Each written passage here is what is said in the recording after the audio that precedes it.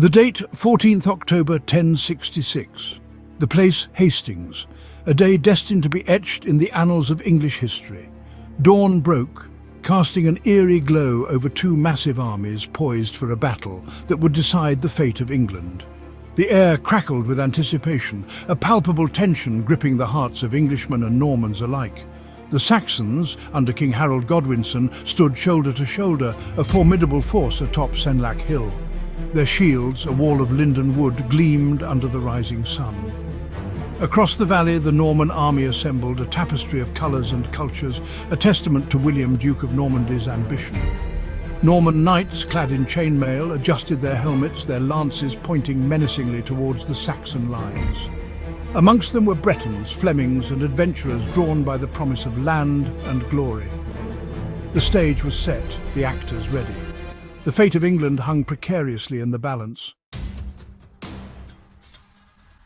The silence of the morning exploded as the Norman archers, a cloud of arrows darkening the sky, launched the first assault.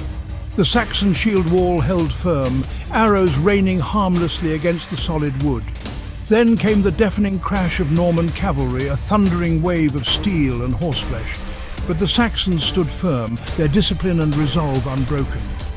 Repeated charges by the Norman cavalry proved futile. The Saxon lines, though dented, remained unbroken.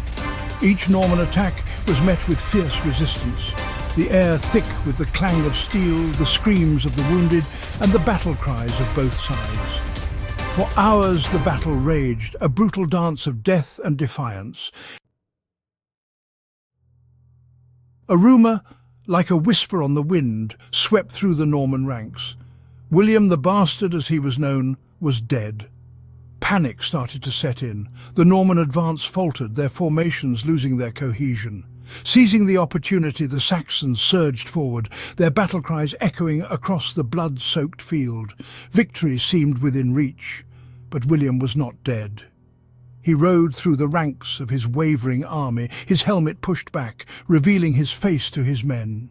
He rallied his troops, his voice booming across the battlefield, a beacon of hope amidst the carnage. The Normans, their spirits reignited by their leader's courage, regrouped and prepared for a final, decisive assault. Section 4. The Will of the Conqueror, a Leader's Resilience. William, a shrewd tactician, devised a new strategy. He ordered his troops to feign retreat, to draw the Saxons out from behind their impenetrable shield wall.